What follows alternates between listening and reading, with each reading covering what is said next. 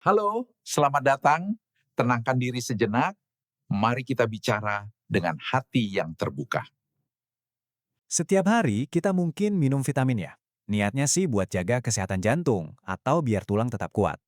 Tapi, pernah kepikiran nggak kalau kebiasaan yang kelihatannya sepele itu justru bisa secara diam-diam membawa kita ke ambang stroke?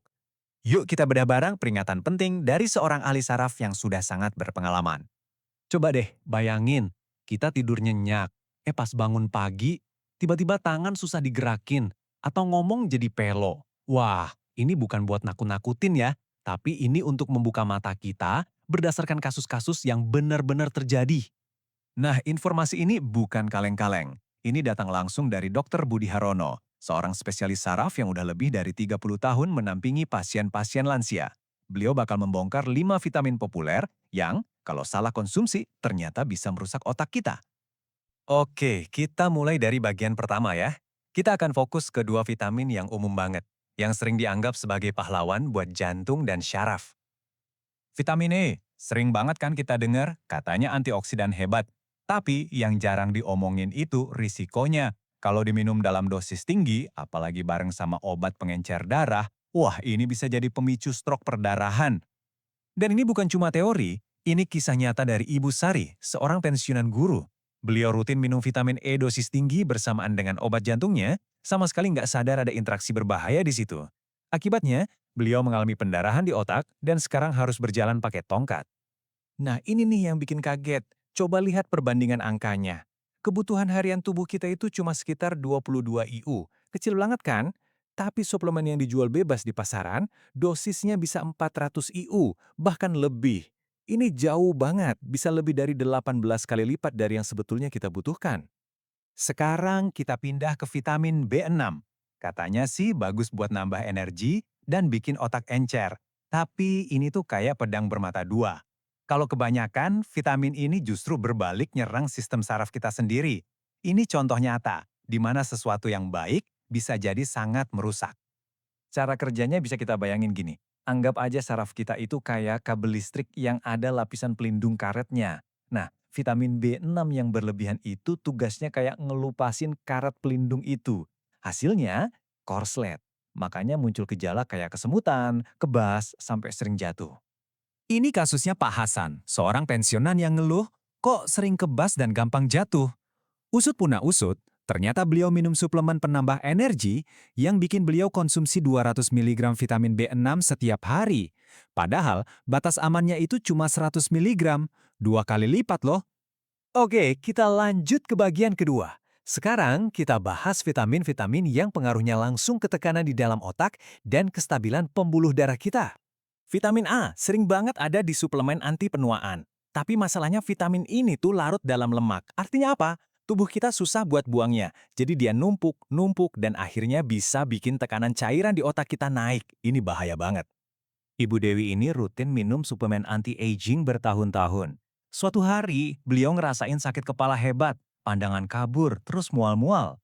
Gejalanya mirip banget sama stroke. Tapi ternyata penyebabnya adalah keracunan vitamin A yang menekan otaknya dari dalam. Dan coba lihat angka ini, 10.000 IU, sebanyak itulah dosis vitamin A harian yang diminum Ibu Dewi dari suplemennya. Padahal batas aman untuk lansia itu cuma sekitar 3.000 IU. Ini bukti betapa gampangnya kita kelebihan dosis tanpa kita sadari. Selanjutnya ada niacin atau vitamin B3. Sering dipromosikan sebagai cara alami buat nurunin kolesterol. Tapi dalam dosis tinggi, niacin ini bisa bikin pembuluh darah kita kaget, melebar, dan menyempit tiba-tiba. Nah, ini bisa menciptakan lonjakan tekanan darah yang sangat berbahaya, terutama buat lansia. Grafik ini nunjukin betapa gilanya perbedaannya. Kebutuhan harian kita itu cuma seuprit, belasan miligram aja.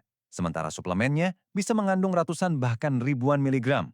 Efeknya itu ibarat kita terus-terusan mukul kaca yang udah retak, tinggal nunggu pecahnya aja kan? Dan yang terakhir, mungkin ini yang paling mengejutkan, adalah vitamin D. Si vitamin matahari ini ternyata kalau diminum dengan dosis tinggi dan di waktu yang salah, bisa meningkatkan risiko stroke iskemik justru pas kita lagi tidur. Loh, kok bisa? Gini ceritanya. Dosis tinggi vitamin D itu bisa bikin kadar kalsium dalam darah kita jadi tinggi. Nah, pas kita tidur, tubuh kan lagi istirahat. Kalsium ini malah bisa bikin pembuluh darah jadi kaku. Akibatnya, tekanan darah jadi terganggu dan bisa memicu penyumbatan yang datangnya diam-diam. Oke, setelah tahu semua risikonya, pasti kita mikir, terus solusinya apa dong? Tenang. Sekarang kita beralih dari masalah ke solusi praktis yang bisa langsung kita terapkan di rumah.